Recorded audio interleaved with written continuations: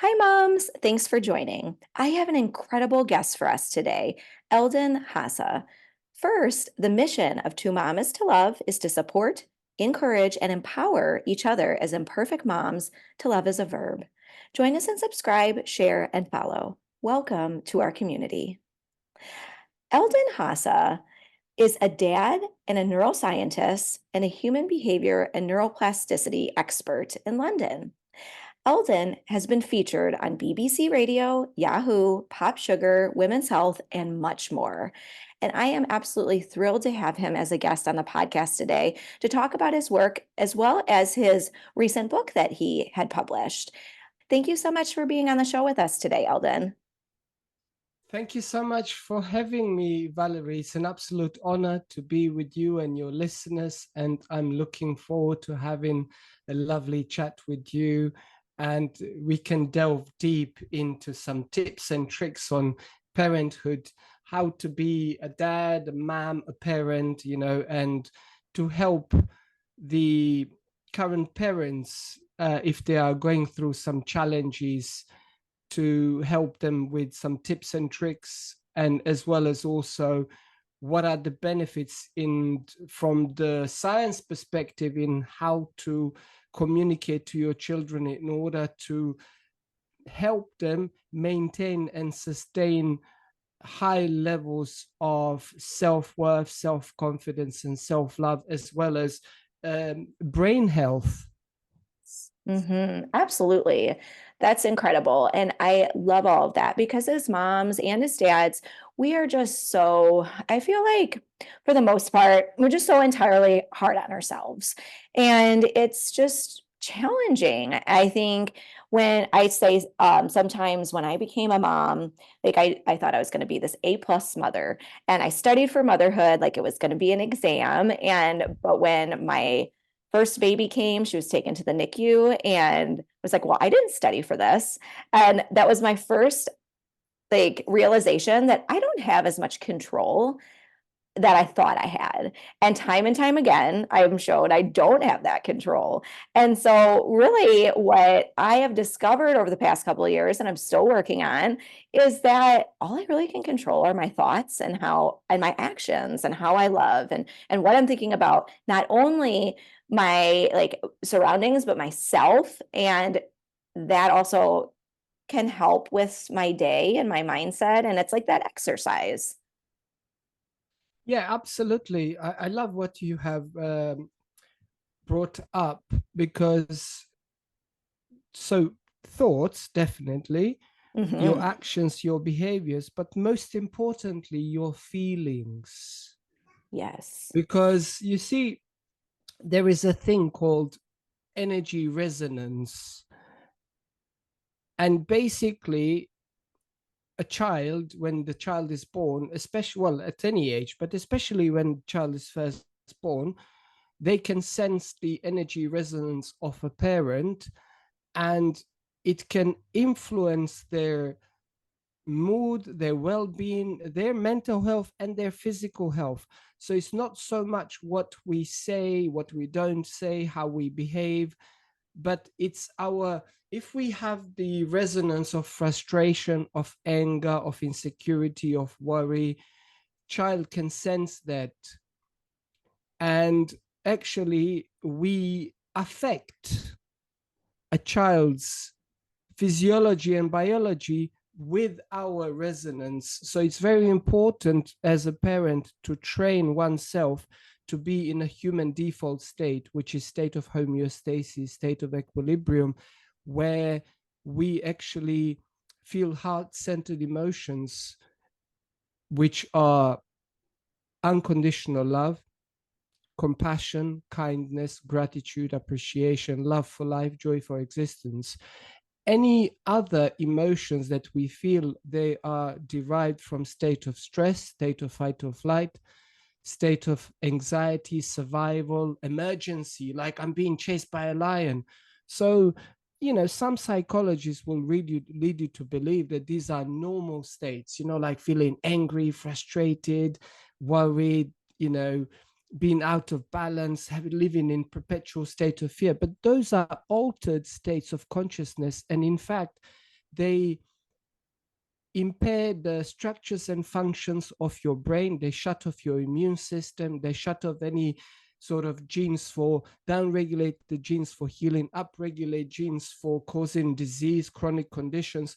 And that resonance is actually directly impacting every single atom in your life and all around you, including your baby, because baby is made out of atoms, same as we are. So the best thing you can do for your child, or regardless of the age, is when they are screaming and shouting, you are at peace. And if they are screaming and shouting, you don't shout back. You just let them just observe and just say, are you all right? Of course, you are making sure that are not getting hurt. They're not going to, physically get harmed. But if they are screaming and shouting, it's okay. But by you not shouting back, you are not reinforcing that behavior. And also, you don't have to tell them, unless they are physically hitting you, biting you, because children do that. They like to bite, they like to hit. So obviously you are disciplining. But the way the one should discipline a child is, mommy loves you unconditionally. You are great. You are amazing. But what you did, it's wrong. And you keep repeating this like a parrot over and over and over again. So now the child, which is born with 100% self-worth and self-confidence and self-love, is there. That's not being diluted. And now they say, okay, my mommy loves me unconditionally, but what I did in terms of the doing, in terms of my actions, there is no perfection, there is only improvement. But as a human being, I am already perfect. So they have that sense of, mommy doesn't love me only when I do good. And when I do bad, mommy doesn't love me. So we are training a child to become that adult who has low self-esteem, low self-love, low self-worth. And they say, only when I do something good, I need approval and validation externally, but that's learned from childhood. So we have to, as parents, be very, very careful, not only what we say, but how we say it, and also our energy resonance. My wife and I, we joke, like back in the day, there was a video game, Street Fighter. So you know how when they're doing the martial arts and then eventually they throw these energy balls out of their hands, right? And it's kind of Hadouken. So it's kind of like that. So when a child does something, like my wife, for example, she's an adult. So she will say, Eldin, I felt an energy burst out of your body, and it was like a dagger in my heart. It's not, you didn't say anything wrong, but the tone of voice and the energy coming with what you said, that wasn't right. Normally this is not how you are. And for example, when it comes to parents and children, especially COVID, a child walks in and the parent is on a laptop, or maybe they're reading a book or something. Look, mommy, I did this drawing. And the parent just kind of glances over away from the laptop or a newspaper or a book. They say, oh yeah, that's great, amazing. But what child is receiving is not so much what you said, but what child is receiving is like, I'm bothering my parent, I'm bothering my mommy, my daddy. And they actually, I can sense the sense of frustration. But if we put a smile on the face and we say, banana is an ugly piece of fruit, they'll be like, they're not gonna, or if we say, your painting is ugly, oh my God, it's so disgusting. A child will not listen to what we said as in the context, that they will feel behind the emotions, because from birth till about age 2, the conscious mind isn't even active. So they cannot decipher. What their gauge is based on the emotional resonance of a parent. So it's challenging, I tell you, as a parent, but you need to train yourself to be like that for yourself first, regardless of your spouse, of your children, because this is your default state. And if you can train yourself, you are helping the health of your brain, your physiology, your biology, everything is working at the optimal level. And through practice, it becomes effortless. Mm. Eldin, I love all of that. That's just, and that makes so much sense. And how you're talking about the neuroscience behind all of it. Because as a healthcare provider, and I worked a lot in pediatrics before, I always found it fascinating that, we talk about this. And then when I became a mom, I saw it so much on my own, was that baby is the first thing they can see is their mom's smile. And I think that's incredible. The distance between mom and baby when you hold them, they are programmed to look at faces. And I love how you say, if you smile, it doesn't matter what you're saying, it's your body language, it's that facial expression. And there's such power in that energy. And I think for me, a big thing that I struggle with my just upbringing, as well as I think just a tendency to yell and get frustrated, I had to really kind of work with that and say, okay, I need to understand in my brain, like you're saying, this fight, flight, or freeze, there's this amygdala, a little almond that's so little, but so profoundly powerful, and kind of lengthen that space between reaction and response. And how can I do that? How can I take this mental highway that I have right now of being frustrated and all of these kind of negative effects that eventually the kids are going to be picking up? And how can I take a back road of like gratitude, mindfulness? And I also think, and I talk about this a lot because I'm in the trenches as well, where some days I am not taking these back roads. It's hard to do. Like, for example, we were traveling yesterday. I'm on the airplane and I'm doing fine. Like, I'm like, oh, everyone around me thinks I'm awesome. I'm an awesome mom right now. Like, my kids are all really well behaved. They're like just sitting there.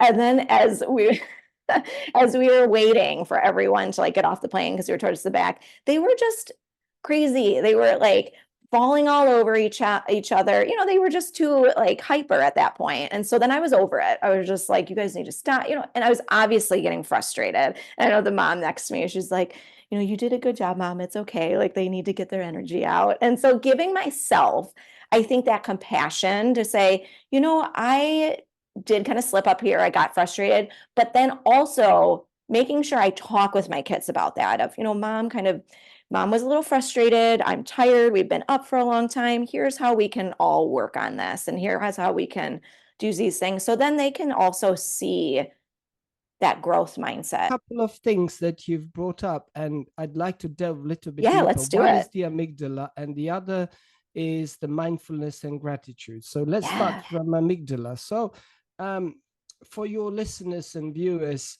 there are two parts of the brain that get actually impaired and damaged from the trauma in structure and function, like literally severed, right? There's a physiological damage to the brain. And as I said, amygdala, and the other one is prefrontal cortex. Now, and this happens, like now we are adults, right? And that happened to us at some point in our childhood and later on, maybe in some other years in life. And what's the significance of that? So amygdala is responsible for fear responses. So it's hyper vigilant, it's hyperactive. Now everything seems it's like lion going to eat us, or grizzly bear is about to attack us, like everything, right? So we get easily triggered, and it's not our fault. It's our brain has been impaired. Now, the other part, prefrontal cortex, is responsible for decision making and emotional regulation. It's also impaired, right? So now we are the parent, and we have those issues with the brain, and we're trying to process, and we're trying to do the, as you say, the A plus mom and A plus father. It's impossible. So the two things you mentioned, mindfulness and gratitude, are the antidote and the recipe or the tool for you to heal your brain. And when you do this with your eyes closed, when you do this in silence and solitude, when you do put the pen to paper, when you, and as you do, as you said, like another thing you mentioned, you said you paid attention, that you got frustrated. Now you have to congratulate yourself for doing that, because each time you catch yourself, that you are not going back to an old program of your old self, of your, you know, the narrative, the trauma, that I'm a victim, this happened to me, that happened to me, this is the reason why I'm the way I am. Each time you catch yourself, it's a victory. And the more often you can catch yourself in the present moment, being mindful of your unconscious behaviors, unconscious reactions, unconscious thoughts, unconscious feelings, that the negative, disempowering ones, I'm not saying the positive ones are great, then that's a victory. And those victories, they add up over time.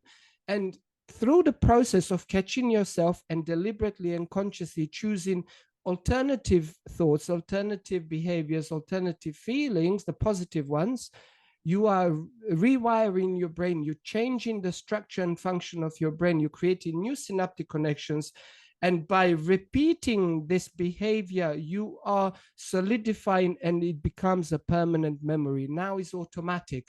Now you haven't, you don't need to make so much effort to behave like a happy person. Now you have a hardware and a software to be happy all of the time, regardless of the external circumstances, regardless of what your children are doing, regardless of anything, because you've changed. But if you haven't done the work on changing the functions and structures of your brain by healing the amygdala and prefrontal cortex, it's going to be very challenging. Then you're going to reach out for exogenous substances. Then you're going to be like, the moment the kids are in bed, I'm going to drink bottle of wine, I'm going to take something else, I'm going to take a sleeping pill, I'm going to take some Xanax or whatever. And those things just help you with symptoms, but they will never heal the root cause of your challenges.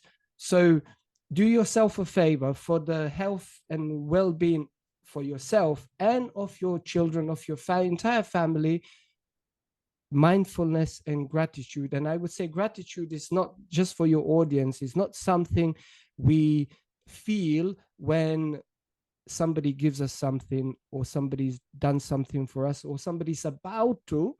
No, it's a permanent state of being. It's a default human, default lifestyle choice. It is a choice, because you can either, say, oh, it's a Monday blues, or it's a January blues, or this is wrong and this is missing and this is what's, I'm not perfect, I'm not a perfect mother, I'm not a perfect father. And you can complain and look for faults and being self-critical, or you can count your blessings and be grateful all of the time. And since this is the podcast directed to mothers and parents, here is a very powerful tool that you have to do for yourself, but then also you do arts and crafts project with your children. It's called the gratitude jar. So you take an empty jar, maybe it was a tub of something that you ate, pickled vegetables or mayonnaise or something, and then you say, ideally plastic, because if the kids drop it, doesn't shatter into pieces and they can cut themselves, right? And if you don't have one, buy one, they're cheap. And so you say, okay, we cut that stuff, we put confetti, we put the label gratitude jar, you put family photos, you put some quotes, some other beautiful things, stick it on. And then when it's nicely decorated, you say, now we're going to cut some strips of paper, and each of us is going to write one thing we are grateful for. If the children, they don't know how to write, mommy and daddy do it for them. And before they place that strip of gratitude kind of affirmation, if you will, into the jar, you advise them to evoke it, like to evoke the feelings of what it actually says on that. It says, I'm grateful for my mother. Perhaps, a child says that. So ask them to evoke that. and guide them to understand that saying I'm grateful for my mother, it's nice, but trying to visualize all the 50,000 things that mother does for me every single day, it's actually what I'm grateful for, not just for her, but and so they can say, okay, I'm grateful for my mother always looking after me. She comforts me when I am not feeling well, when my nervous system is out of balance, and all I need is my mother to hold me in the warm embrace and give me her love. I'm grateful for that. So they can visualize that. And if they evoke those feelings, and as they practice that each day, that also rewires their brain, not only the child's, but also the adults, right? And the key is to find one new thing to be grateful for each day. So do not kind of repeat it like a parrot. And first few days is easy. There's so many things you can be grateful for. But after about day 7, day 10, it becomes challenging. But Yeah. what you do, because you do it at around bath time, dinner time, it's you spend the whole day looking for that one thing to be grateful for, because in the evening you're going to be putting it into the jar. So what does that do? It makes you being in the state of mindfulness to look for positive things, for your blessings in your life. That's a Without you trying, you are always in a perpetual state of gratitude because of that fun activity you're going to do at dinner time. I love that. That's a great idea, Eldin. I'm gonna start doing that this week. I feel like that's great because it really does empower all of it and gets the kids involved. I'm thinking of my daughter, she's 8, my older one, and she will get involved with glamming the jar up with all the glitter, that kind of stuff too. And it reminds me of one day we walked for did a walk looking for hearts of walnuts. And so the whole entire walk, she's like, let me find these hearts. And I don't know, it was just thinking of things in a different way. So then I was looking for hearts instead of thinking of my to-do list. I'm looking for walnuts that have hearts in them. And it was a joyful experience. And I love that you're saying don't do the same thing over and over again, because I think I have a tendency to do that, but to actively practice identifying that, and that's great. And Eldin, I wanted to bring up, I had listened on your BBC interview about habits, and I thought that was so interesting. You said that it takes 21 days to change a habit is a false statement, essentially, that it's not 21 days. It's actually can be much longer than that. Is that correct? That is correct. So the history behind the 21 day, which was embraced by personal development industry like Tony Robbins and people like that, was originally coined in 1956 or 1958 by a plastic surgeon out of Los Angeles in United States. And what this plastic surgeon said, that it takes approximately 21 days, 3 weeks for a person after they've had a plastic surgery of their face by looking in the mirror to get used to their new face. Now, what the personal development industry teachers did is they removed all the medical stuff away, all the plastic surgery stuff, and they say, you know what? It takes 21 days to change your life. Woohoo, sing kumbaya. Yeah, we're going to change our life in 21 days, 3 weeks. For absolutely false. So because the way the brain works and because of the subconscious programming, and it takes much longer. It depends of the trauma, and if your brain is impaired, it could take anywhere between 2 weeks to 268 days. And the average number, which is the most recent study out of University College London from 2018, they did a study for like a year or two before they published the peer-reviewed scientific findings. They said 66 days on average, but they said, even warning, do not even take this number as like a benchmark. You apply it in your own life. What they said is, until the habit becomes a new positive automatic habit. So like what they mean by automatic, imagine, so the brain is like a computer RAM. So while we are installing the new software, is using most of the RAM, right? Like every other kind of operation in the computer doesn't really work while we downloading the new software. So that installation of the new positive empowering habit until it becomes automatic is the process of installing that software. So everything else is going to be challenging, right? As well as that installation itself. So give yourself, I would say, 60 days, ideally 90 days of daily and consistent application. So that repetition solidifies, and there's a lot of science behind it. So what happens, what we are doing right now, I presented a lot of information, a lot of knowledge, a lot of concepts and theories. Perhaps for you and some of the listeners and viewers is absolutely brand new information. So what's happened in the brain? It begins to create new neural pathways, new neurosynaptic connections, right? Now, here is the important part. Those new connections, they begin to dissolve, prune apart, and disappear within hours, within days. Gone. They're not there anymore. The reason being is that that's how the brain works. But by reviewing the information, by taking notes from this podcast, by listening to this podcast several times, it creates these permanent clusters within the brain, and now it becomes a permanent memory. So now you don't have to think about, you know that you know it. Yes. So if you got something out of this podcast, take notes, go teach somebody else about it, go apply the gratitude jar, do gratitude journaling every morning, 3 things I'm grateful for. And ideally, I say to everyone, you know, young and old, whether my clients or whatever, we all unconsciously, we start each day the night before. And most people, they go to bed 5-10 minutes before they sleep, they think about their problems and they worry, and you know, they project in the worst case scenario into the future, and then they fall asleep in those juices. They marinate and ruminate in that negative state for 6 to 8 hours, and they wake up in the morning, they feel unhappy, they feel stressed, they feel like, oh, they need to rush to, and actually they don't feel like they had good night's sleep. They feel tired.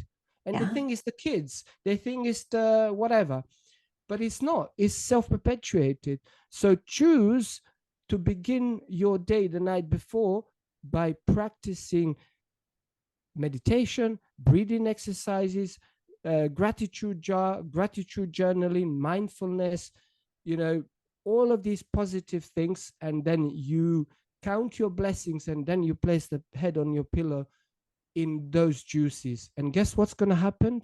You're going to wake up like a happy person. And you're going to practice more gratitude, more mindfulness, more other positive things. And as you do that, you're going to be like, I don't need to take this medication anymore. I don't need to take sleeping pills. This is the best sleep I had in years. What happened? You were in the state called homeostasis. You were like, you felt amazing. Your heart was open, expansive. You didn't feel like you're being chased by a lion. You were like, wow, this is amazing. I didn't have to drink 2 bottles of wine. I didn't have to do anything. I'm just happy. I love that. And a state called home, or homeostasis. That's beautiful, Eldin. That's great. Now, Eldin, as we wrap up here, I want to give you the opportunity to talk about your incredible book, as well as the resources that you provide. I see that in the background, there's the book there. And for people who are listening, your book, Eldin, is called Are We All Effed? Or, you know, that word, and just in case your kids are in the background. Can you talk with us about that? Yes. So this book was, I written it in early part of 2019, and sort of it took me almost 12 months to write it. It was like few years in making, and published towards the end of 2019, just before the COVID. And it's basically a book can we thrive in life? Can we be happy in relationships?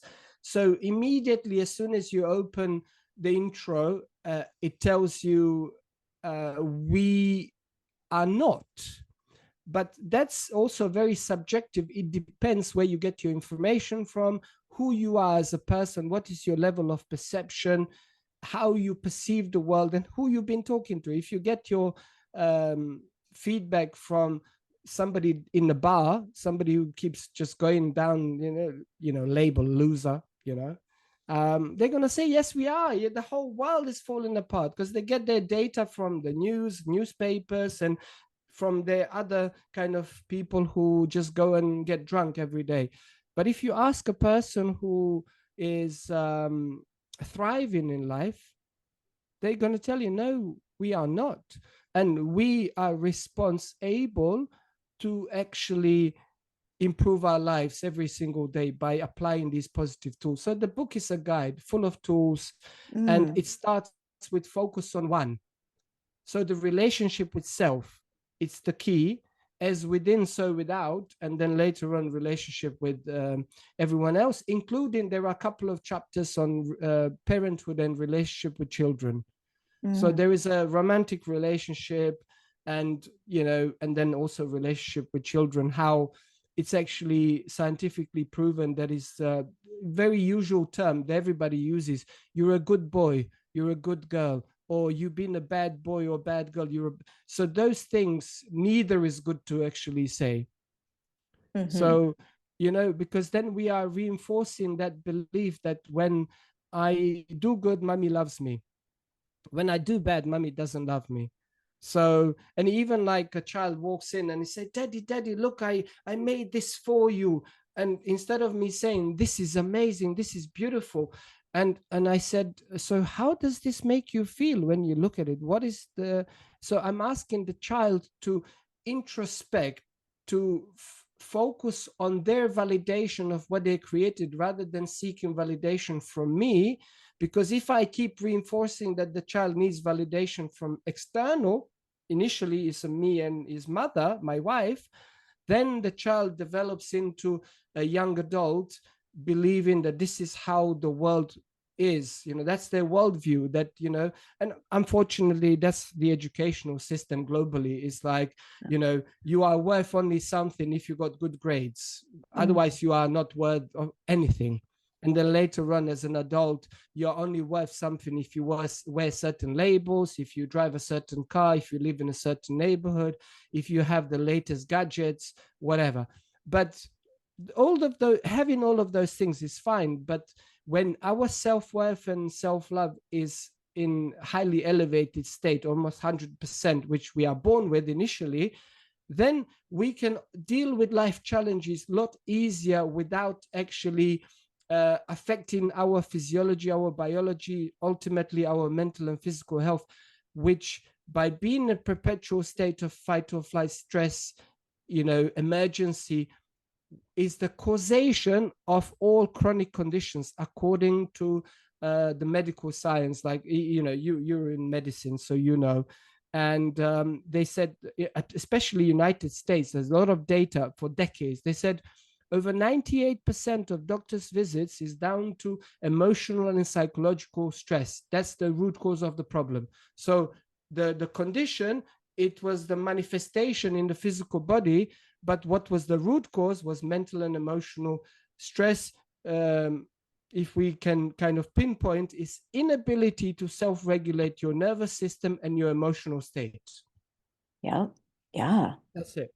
So it's incredible. If you can learn as an adult to do that, and even better, if you can teach your children, because children have no ability to self-regulate their nervous system until about certain age. I think from birth till about age 10. So if you can teach them all these different modalities and practice with them as a game, rather than, no, we have to do this, I'm your educator, I'm your authority. You do it from a place of fun. As you said, you were looking for chestnuts in heart shape, and you were going around, and even you enjoyed it because you were in the present moment, kind of like, wow, this is great, instead of like my to-do list and, you know, thinking about all of the things I have to do, you know, in few hours or the next day.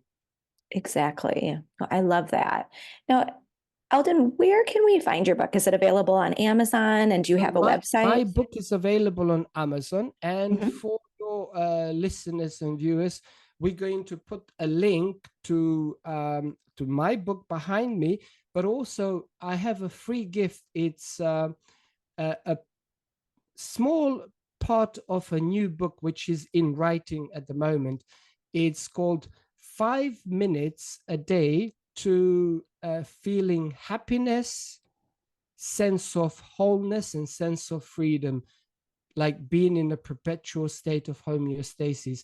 It's a book with journaling prompts with a lot of powerful questions based on the neuroscience and based on a human behavior, which is, you know, my area of expertise. So there are bunch of pages that I collated together, which are very powerful, and I'm giving that away for free. So we'll share the link to the free download to your viewers and listeners, and they can use that, and they can take like a notebook and have like prompts, and they can just write it all the time. And this is not just something you do once; you keep doing it every day for 5 minutes. Yeah. Oh, I love that. Thank you so much, Eldin. I think all of this information is just so helpful for us moms and dads. And I know, like I was saying, that gratitude jar, I'm going to start applying that like this week. And also just, I think that it gives such inspiration to us when we know that, it takes time. All these things take time to work on, these habits to form. And I love that you have this guide in your book that I'm going to definitely check out to see, like, how can I apply this more in my life? And I think that'll be great to check out your free, I'm sorry, I think that'll be great to check out your free resource as well. Is there anything else that you would like to share with us as we wrap up, or anything else that we should know about you, Eldin? Well, I'd like to your listeners to kind of think about, and whatever age they are, they should kind of ask themselves this question. Questions are very powerful. What's the advice I could give to my 18-year-old self, like today, knowing what I know? And like when people ask me that question, I'm just gonna be like, look, everything is gonna work out, everything is gonna be all right, you know. And that boils down to, you know, all the entire podcast recording of being in the present moment, being in a state of homeostasis. Because ultimately, like I get absolute strangers ask me on the street, like, oh, you're very calm, you're very peaceful, like, you know, how are you? And they want to be my friends, because, you know, you are this, my energy resonance is pulling people into my space. They want to know, what the heck am I doing, you know? And then, you know, you see them, like, could be somebody working in the grocery store, you know, and because you go to the same grocery store all of the time, they see you all of the time. So it wasn't that just one day. Every day they see you the same. They're like, what do you do? Like, and I say, well, you know, you do these things. And I like to always give more tools to viewers and listeners. So here's a very, very powerful tool, which is the most potent tool to heal anxiety, depression, get you out of state of worry, fear, to self-regulate your nervous system. It takes 60 seconds. So this is how you do it. You place an open palm of your right hand over your beautiful heart, and you take some deep breaths. You inhale through your nose for count of 5.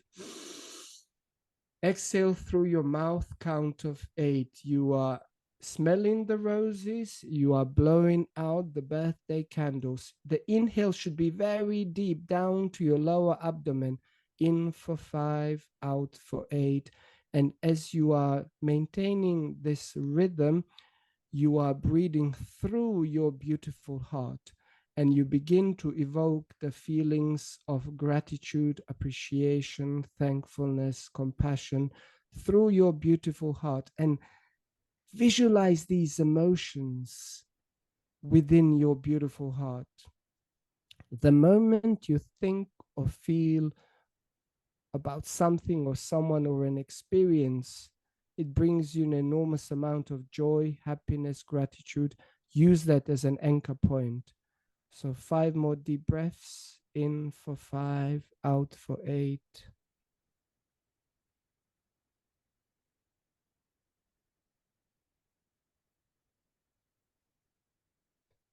And this puts your brain in a highly coherent state and also slows down your heart rate, slows down your breathing. Now the heart and brain, they beat and they function in the same rhythm. There is a signal, there's a harmony between brain and heart. And there are thousands of benefits, but just try and just tell me how you felt before and how you feel after you doing this. And I highly recommend you do this in the morning and in the evening. And also at any time the need arises, as you learned how to do this with your eyes closed, you then practice. Let's say you get cut off in traffic and you feel like you want to give a finger to someone, you bring yourself back to just take 3 deep breaths and mentally connect to your heart with your eyes open. You self-regulate your nervous system, get into homeostasis. And with practice, this becomes a permanent habit. And now you don't have to try to be happy. You just are it all of the time. Yes, that's great. And those grounding techniques are so, so powerful. And also that practice, I think it reminds me, like, sometimes when I'm not practicing it, like I'll be, like, just they'd be like, oh, I'm going to try mindfulness. And like, I'll tell other people, like, have you tried mindfulness? But not really actually exhibiting mindfulness. But when you can, like, there is this energy around you when you are truly in mindfulness, grounding yourself. And it reminds me last week, I was in my daughter's piano lesson, and I was writing about this recently. So it's been on my mind because I remember. So, well, first in the piano lesson, I was so in my head. I'm like, I have all these emails, I have all these things I need to do, just not in the present moment at all for like the first 10 minutes. And then, like, you know what? I need to be mindful because a lot of the stuff that I'm writing about, I need to practice what I'm preaching. So let me try that out. So I watched her just play the piano in the room. And then it made me remember when I was pregnant with her, how I would play the piano.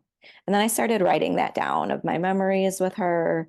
And then I started like just taking in her with the white keys and the black keys, and then it was just like a beautiful moment of like, oh my gosh, I'm the listener now. She was the listener when she was in my belly.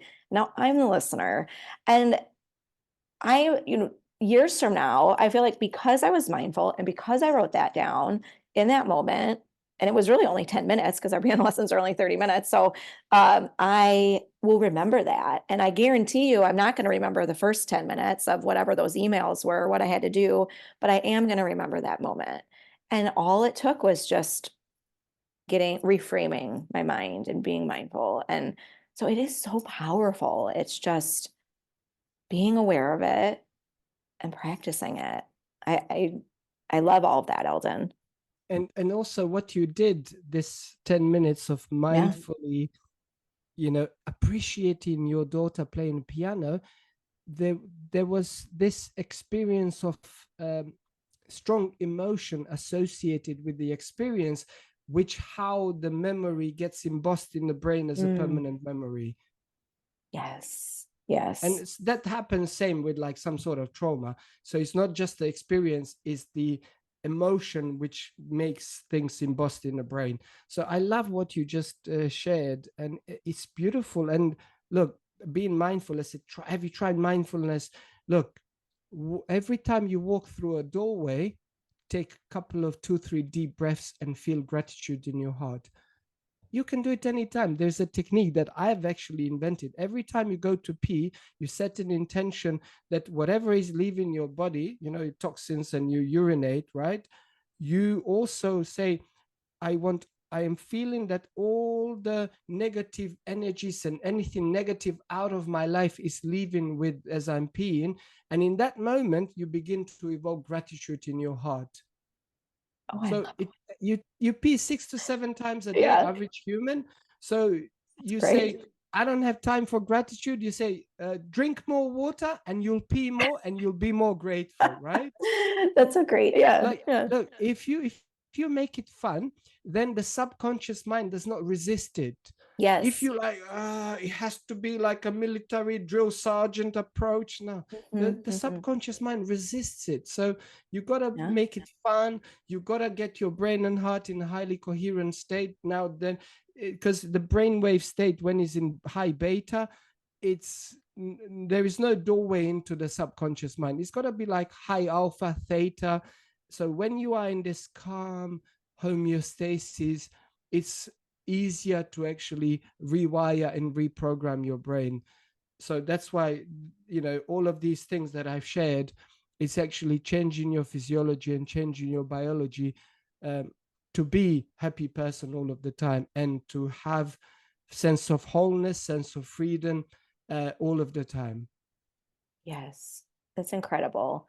Thank you so much for all your expertise that you're sharing, Eldin. There's so much to take away from this. And I will make sure I include again in all the show notes, all of these links and your free gift to our listeners, and very much appreciate your time and everything that you had to share with us today.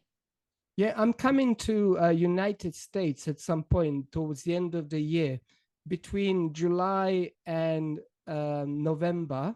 I will be in United States, probably East Coast, but I'm not sure yet. We're looking at, could be even Arizona.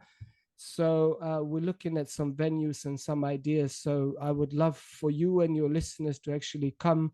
It's either going to be a one-day workshop or it might be even a retreat. So we're just looking at different options. Oh, that Right? sounds great. I'll So definitely stay tuned. yeah, so we're going to be in a room with all the amazing people and, as a community and these elevated energies, it's like everybody is each other's cheerleader, and like a profound transformation happen when we are live in the room together. It's just incredible. That's incredible. Yeah, definitely keep us posted, and I'll make sure I keep our listeners posted as well. And check out my on my social media. I'll make sure I'm updating all this information that Eldin is giving us, as well as Eldin. Can you tell our listeners where they can follow you as well? Are you on Instagram, Yes, so LinkedIn? I'm on Instagram at Eldin Hasa. And I have actually a couple of Instagram accounts. One is just like my full name, and one is like underscore between name and the surname. And I'm on Facebook. I'm on LinkedIn. So the human experience. I'm everywhere. I've been around for like over 4 years, the human experience, and I interview a lot of amazing guests as well, both men and women from around the world. Even I had Mark Victor Hansen on my podcast, Dr. John DiMartini, a lot of like kind of well-known people from United States. So yeah, check it out. There are many episodes on my, I think over 100 episodes are on my podcast. Yeah. That's awesome. And is that available on all streaming, Yeah, Spotify, everywhere. all of It's that? Okay. available, Spotify, Apple, Amazon. Yeah. Yeah, that's great, Eldon. I love it.